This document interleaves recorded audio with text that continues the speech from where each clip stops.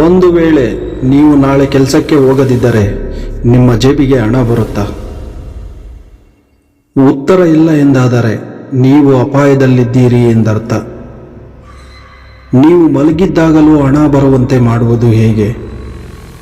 ಈ ರಹಸ್ಯ ತಿಳಿಯದಿದ್ದರೆ ನೀವು ಜೀವನ ಪರ್ಯಂತ ಕೆಲಸದ ಗುಲಾಮರಾಗಿಯೇ ಇರಬೇಕಾಗುತ್ತದೆ.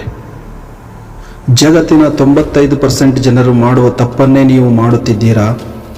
ಕಷ್ಟಪಡುವುದಕ್ಕೂ ಮತ್ತು ಬುದ್ಧಿವಂತಿಕೆಯಿಂದ ಕೆಲಸ ಮಾಡುವುದಕ್ಕೂ ಇರುವ ಆ ಒಂದು ಸಣ್ಣ ವ್ಯತ್ಯಾಸವೇ ನಿಮ್ಮನ್ನು ಕೋಟ್ಯಾಧಿಪತಿಯನ್ನಾಗಿ ಮಾಡಬಲ್ಲದು. ಹಾಗಿದ್ದರೆ ನೀವು ಬುದ್ಧ ಹೇಳಿದ ಆ ಒಂದು ದೊಡ್ಡ ತಪ್ಪು ಮಾಡುತ್ತಿರಬಹುದು. 99% ಜನರು ಇದೇ ತಪ್ಪು ಮಾಡಿ ಜೀವನ ಪರ್ಯಂತ ಬಡವರಾಗಿಯೇ ಉಳಿಯುತ್ತಾರೆ. ಆ ತಪ್ಪು ಯಾವುದು ಮತ್ತು ಅದನ್ನು ಸರಿಪಡಿಸಿಕೊಳ್ಳುವುದು ಹೇಗೆ? ಗೌತಮ ಬುದ್ಧರು ಸಾವಿರಾರು ವರ್ಷಗಳ ಹಿಂದೆಯೇ ಸಂಪತ್ತು ಮತ್ತು ಬುದ್ಧಿವಂತಿಕೆಯ ನಡುವಿನ ಸಂಬಂಧವನ್ನು ಅದ್ಭುತವಾಗಿ ವಿವರಿಸಿದ್ದಾರೆ. ಬುದ್ಧ ಹೇಳಿದ ಆ ರಹಸ್ಯ ನಿಯಮಗಳೇನು? ಕಷ್ಟಪಡದೆ ಬುದ್ಧಿವಂತಿಕೆಯಿಂದ ಬೆಳೆಯುವುದು ಹೇಗೆ ಎಂಬುದನ್ನು ಈ ವಿಡಿಯೋ ಕೊನೆಯಲ್ಲಿ ಹೇಳುತ್ತೇನೆ. ದಯವಿಟ್ಟು ಈ ವಿಡಿಯೋ ಎಲ್ಲೂ ಸ್ಕಿಪ್ ಮಾಡದೆ ಕೊನೆಯವರೆಗೂ ನೋಡಿ. ಅದಕ್ಕಿಂತ ಮುಂಚೆ ಒಂದು ಸಣ್ಣ ಕಥೆಯನ್ನು ತಿಳಿದುಕೊಳ್ಳೋಣ. ಭೀಮ ಮತ್ತು ರಾಮನ ಕಥೆ. ಹಿಂದೆ ಧರ್ಮಪುರಿ ಎಂಬ ಪುಟ್ಟ ಹಳ್ಳಿ ಇತ್ತು. ಆ ಊರು ಸುಂದರವಾಗಿದ್ದರೂ ಅಲ್ಲಿ ಬದುಕುವುದು ನರಕವಾಗಿತ್ತು. ಏಕೆಂದರೆ ಅಲ್ಲಿ ನೀರಿನ ತೀರುವ ಅಭಾವವಾಗಿತ್ತು. ಹಳ್ಳಿಯ ಜನರು ಬಾಯಾರಿಕೆ ತೀರಬೇಕೆಂದರೆ ಊರಿಗಿಂತ ತುಂಬ ದೂರದಲ್ಲಿರುವ ಎತ್ತರದ ಬೆಟ್ಟವನ್ನು ಏರಬೇಕಾಗಿತ್ತು. ಅಲ್ಲಿನ ಜಲಪಾತದಿಂದ ಬಿಂದಿಗೆಗಳಲ್ಲಿ ನೀರು ತುಂಬಿಸಿಕೊಂಡು ಕಲ್ಲುದಾರಿಯಲ್ಲಿ ಬಿಸಿಲಿನಲ್ಲಿ ನಡೆದು ಕೆಳಗೆ ಬರಬೇಕಿತ್ತು. ಇದು ಅಲ್ಲಿನ ಜನರ ದೈನಂದಿನ ಕಷ್ಟವಾಗಿತ್ತು. ಅಲ್ಲಿ ಭೀಮ ಮತ್ತು ರಾಮ ಎಂಬ ಇಬ್ಬರು ಯುವಕರಿದ್ದರು. ಇಬ್ಬರೂ ಬಡವರೇ. ಅವರು ಊರಿನ ಯಜಮಾನನ ಬಳಿ ಬಂದು ಒಪ್ಪಂದ ಮಾಡಿಕೊಂಡರು. ದಿನ ಬೆಟ್ಟ ಹತ್ತಿ ನೀರು ತಂದು ಊರಿನ ಟ್ಯಾಂಕ್ಗೆ ಸುರಿಯುವುದು. ಪ್ರತಿ ಬಿಂದಿಗೆಗೆ ಒಂದು ತಾಮ್ರದ ನಾಣ್ಯದ ಕೂಲಿ. ಭೀಮ ತುಂಬ ಬಲಶಾಲಿ. ಸೂರ್ಯ ಹುಟ್ಟುವ ಮೊದಲೇ ಎದ್ದು ದೊಡ್ಡ ಕೊಡಪಾನಗಳೊಂದಿಗೆ ವೇಗವಾಗಿ ಬೆಟ್ಟ ಹತ್ತಿ ಇಳಿಯುತ್ತಿದ್ದ. ಅವನ ಸಿದ್ಧಾಂತ ಒಂದೇ: ಎಷ್ಟು ಹೆಚ್ಚು ಕಷ್ಟಪಡುತ್ತೇವೆಯೋ ಅಷ್ಟು ಹೆಚ್ಚು ಹಣ ಸಿಗುತ್ತದೆ. ದಿನಕ್ಕೆ 100 ಬಾರಿ ಬೆಟ್ಟ ಹತ್ತಿ ಇಳಿಯುತ್ತಿದ್ದ. ಸಂಜೆಯಾಗುವಷ್ಟರಲ್ಲಿ ಅವನ ಕೈ ತುಂಬ ನಾಣ್ಯಗಳಿರುತ್ತಿದ್ದವು. ರಾಮ ಭೀಮನಷ್ಟು ಬಲಶಾಲಿಯಾಗಿರಲಿಲ್ಲ. ದಿನಕ್ಕೆ 10 ಬಾರಿ ಬೆಟ್ಟ ಹತ್ತದೆ ಕೂಡಲೇ ಸುಸ್ತಾಗುತ್ತಿದ್ದ. ಸಂಜೆ ಅವನ ಬಳಿ ಕೆಲವೇ ಇರುತ್ತಿದ್ದವು. ಭೀಮ ಅವನನ್ನು ನೋಡಿ ನಗುತ್ತಿದ್ದ. ಸೋಮಾರಿ ನೀನು, ಹೀಗಿದ್ದರೆ ನೀನು ಬಡವನಾಗಿಯೇ ಸಾಯುತ್ತೀಯ ಎಂದು ಹೀಯಾಳಿಸುತ್ತಿದ್ದ. ಆದರೆ ರಾಮನ ಮೆದುಳಿನಲ್ಲಿ ಒಂದು ಆಲೋಚನೆ ಇತ್ತು. ನಾನು ಜೀವನ ಪರ್ಯಂತ ಹೀಗೆ ಭಾರ ಹೊರಬೇಕೆ? ನಾಳೆ ನನಗೆ ಜ್ವರ ಬಂದರೆ, ಕಾಲು ಮುರಿದರೆ ನನ್ನ ಗತಿ ಏನು? ನನ್ನ ಕೆಲಸ ನಿಲ್ಲಿಸಿದರೆ ಆದಾಯ ನಿಂತು ಹೋಗುತ್ತದೆ. ಈ ಆಲೋಚನೆಯೇ ಒಂದು ಹೊಸ ಯೋಜನೆಗೆ ನಾಂದಿಯಾಯಿತು. ರಾಮ ಒಂದು ನಿರ್ಧಾರಕ್ಕೆ ಬಂದ. ಅವನು ತನ್ನ ದಿನದ ಅರ್ಧ ಸಮಯವನ್ನು ನೀರು ಹೊರಲು ಮತ್ತು ಉಳಿದ ಅರ್ಧ ಸಮಯವನ್ನು ಬೆಟ್ಟದಿಂದ ಊರಿನವರೆಗೆ ಕೊಳವೆ ಮಾರ್ಗ ಅಂದರೆ ಪೈಪ್ಲೈನ್ ನಿರ್ಮಿಸಲು ಮೀಸಲಿಟ್ಟ. ಊರಿನವರು ಅವನನ್ನು ನೋಡಿ ನಕ್ಕರು. ಭೀಮ ಅವಹೇಳನ ಮಾಡಿದ. ಆದಾಯ ಅರ್ಧವಾಯಿತು. ರಾಮ ಹಸಿವಿನಿಂದ ಬಳಲಿದ. ಬಟ್ಟೆಗಳು ಹರಿದವು. ಆದರೂ ಅವನು ಒಂದೊಂದೇ ಬಿದಿರು ಕೊಳವೆಗಳನ್ನು ಜೋಡಿಸುತ್ತಾ ಹೋದ. 2 ವರ್ಷಗಳ ನಂತರ ಅದ್ಭುತ ನಡೆಯಿತು.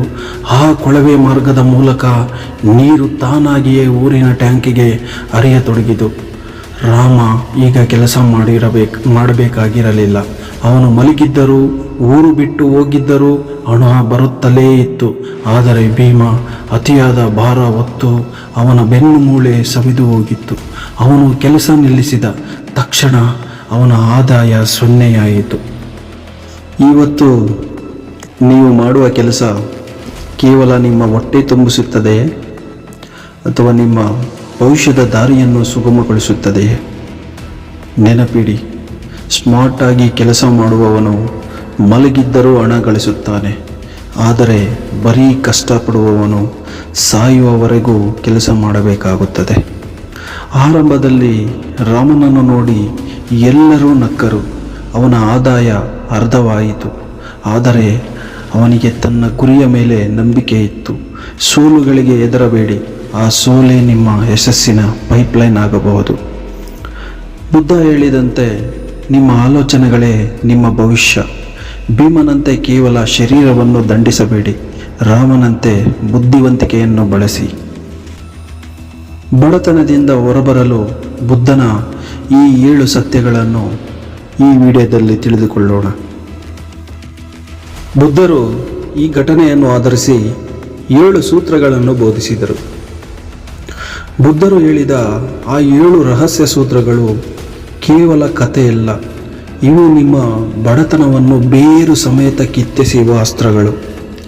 ಇದರಲ್ಲಿರುವ 4ನೇ ಮತ್ತು 7ನೇ ಸೂತ್ರ ಕೇಳಿದರೆ ನಿಮ್ಮ ಕಣ್ಣು ತೆರೆಯುವುದು ಖಚಿತ. ನೀವು ಜೀವನ ಪರ್ಯಂತ ಕೆಲಸದ ಗುಲಾಮರಾಗಿಯೇ ಉಳಿಯುತ್ತೀರಾ ಅಥವಾ ರಾಜನಂತೆ ಬಾಳುತ್ತೀರಾ ಎಂಬುದು ನೀವು ಈ 7 ಸೂತ್ರಗಳನ್ನು ಹೇಗೆ ಬಳಸುತ್ತೀರಿ ಎನ್ನುವುದರ ಮೇಲೆ ನಿರ್ಧರಿತವಾಗುತ್ತದೆ. ಬನ್ನಿ, ಆ ಅದ್ಭುತ ರಹಸ್ಯಗಳನ್ನು ಈಗಲೇ ನೋಡೋಣ. ಸೂತ್ರ 1: ಶಾರೀರ ತಾತ್ಕಾಲಿಕ, ಬುದ್ಧಿ ಶಾಶ್ವತ. ಶಾರೀರವು ಸವಿದು ಹೋಗುವ ಯಂತ್ರದಂತೆ. ಕುತ್ತಿಗೆಯ ಕೆಳಭಾಗದಿಂದ ಕೆಲಸ ಮಾಡುವವನು ಕೇವಲ ಹೊಟ್ಟೆ ತುಂಬಿಸಿಕೊಳ್ಳಬಲ್ಲ, ಆದರೆ ಕುತ್ತಿಗೆಯ ಮೇಲ್ಭಾಗದಿಂದ ಕೆಲಸ ಮಾಡುವವನು ಜಗತ್ತನ್ನೇ ಆಳುತ್ತಾನೆ. ಸೂತ್ರ 2: ಕಷ್ಟವಲ್ಲ, ನೀವು ಹೋಗುವ ದಿಕ್ಕು ಮುಖ್ಯ. ದಿಕ್ಕಿಲ್ಲದ ವೇಗ ವಿನಾಶಕ್ಕೆ ದಾರಿ. 100 ಕಡೆ ಸಣ್ಣ ಹಳ್ಳ ತೋಡುವುದಕ್ಕಿಂತ 1 ಕಡೆ ಸರಿಯಾದ ಯೋಜನೆಯೊಂದಿಗೆ ಆಳವಾಗಿ ತೋಡಿದರೆ ಗಂಗೆ ಸಿಗುತ್ತಾಳೆ. ಕಷ್ಟಪಡುವುದಕ್ಕಿಂತ ಮೊದಲು ಸರಿಯಾದ ದಾರಿಯಲ್ಲಿದ್ದೀರಾ ಎಂದು ಯೋಚಿಸಿ. ಸೂತ್ರ 3: ತ್ಯಾಗ ಮತ್ತು ತಾಳ್ಮೆ. ದೊಡ್ಡ ಗುರಿಯನ್ನು ತಲುಪಲು ಇಂದಿನ ಸುಖವನ್ನು ತ್ಯಾಗ ಮಾಡಬೇಕು. ಒಂದು ವೃಕ್ಷವು ರಾತ್ರೋರಾತ್ರಿ ಬೆಳೆಯುವುದಿಲ್ಲ. ಅಡಿಪಾಯದ ಕಲ್ಲು ಮಣ್ಣಿನೊಳಗೆ ಕತ್ತಲಲ್ಲಿ ನರಳಿದರೂ ಅದು ಇಡೀ ಕಟ್ಟಡವನ್ನು ಹಿಡಿದಿಟ್ಟುಕೊಳ್ಳುತ್ತದೆ. ಸೂತ್ರ 4: ಆದಾಯವಲ್ಲ, ಆಸ್ತಿ ಮುಖ್ಯ. ನೀವು ಹಣಕ್ಕಾಗಿ ಕೆಲಸ ಮಾಡಿದರೆ ನೀವು ಹಣದ ಗುಲಾಮರು. ಹಣವು ನಿಮಗಾಗಿ ಕೆಲಸ ಮಾಡಿದರೆ ನೀವು ರಾಜರು. ನೀವು ಮಲಗಿದ್ದಾಗಲೂ ಹಣ ಬರುವ ಮಾರ್ಗವನ್ನು ಸೃಷ್ಟಿಸದಿದ್ದರೆ ನೀವು ಸಾಯುವವರೆಗೂ ಕಷ್ಟಪಡಬೇಕಾಗುತ್ತದೆ. ಸೂತ್ರ 5: ಸಮಸ್ಯೆಯನ್ನು ಅವಕಾಶವಾಗಿ ಬದಲಿಸುವುದು. ಜನರು ನೀರಿನ ಬರ ಕಂಡು ಅತ್ತರು, ಆದರೆ ರಾಮ ಅದನ್ನೇ ವ್ಯವಹಾರವಾಗಿ ಬದಲಿಸಿದ. ಜನರ ಕಣ್ಣೀರು ಒರೆಸುವ ಮಾರ್ಗವನ್ನು ಯಾರು ಕಂಡುಹಿಡಿಯುತ್ತಾರೋ ಸಂಪತ್ತು ಅವರತ್ತ ಓಡಿ ಬರುತ್ತದೆ. ಸೂತ್ರ 6: ಕಾಲದ ಬೆಲೆ ತಿಳಿಯಿರಿ. ದೇವರು ಎಲ್ಲರಿಗೂ ಸಮಾನವಾಗಿ ಕೊಟ್ಟಿದ್ದು 24 ಗಂಟೆಗಳನ್ನು ಮಾತ್ರ. ಭೀಮ ತನ್ನ ಸಮಯವನ್ನು ಮಾರಿಕೊಂಡ, ಆದರೆ ರಾಮ ತನ್ನ ಸಮಯವನ್ನು ಹೂಡಿಕೆ ಮಾಡಿದ. ಕಳೆದು ಹೋದ ಕಾಲ ಮರಳಿಬಾರದು. ಸೂತ್ರ 7: ನಿರಂತರ ಕಲಿಕೆ. ನನಗೆಲ್ಲ ಗೊತ್ತು ಎಂಬ ಅಹಂಕಾರವೇ ಮನುಷ್ಯನ ಅತಿ ದೊಡ್ಡ ಶತ್ರು. ಕಲಿಕೆ ನಿಂತ ದಿನವೇ ಮನುಷ್ಯನ ಬೆಳವಣಿಗೆ ನಿಲ್ಲುತ್ತದೆ. ನದಿಯಂತೆ ಹರಿಯುತ್ತಿರಬೇಕು, ನಿಂತು ನೀರಾಗಬಾರದು ನಿಮ್ಮ ಕಲಿಕೆ. ಕಷ್ಟಪಡುವುದು ತಪ್ಪಲ್ಲ, ಆದರೆ ಜೀವನ ಪರ್ಯಂತ ಕಷ್ಟವನ್ನೇ ನಂಬಿ ಕುಳಿತುಕೊಳ್ಳಬೇಡಿ.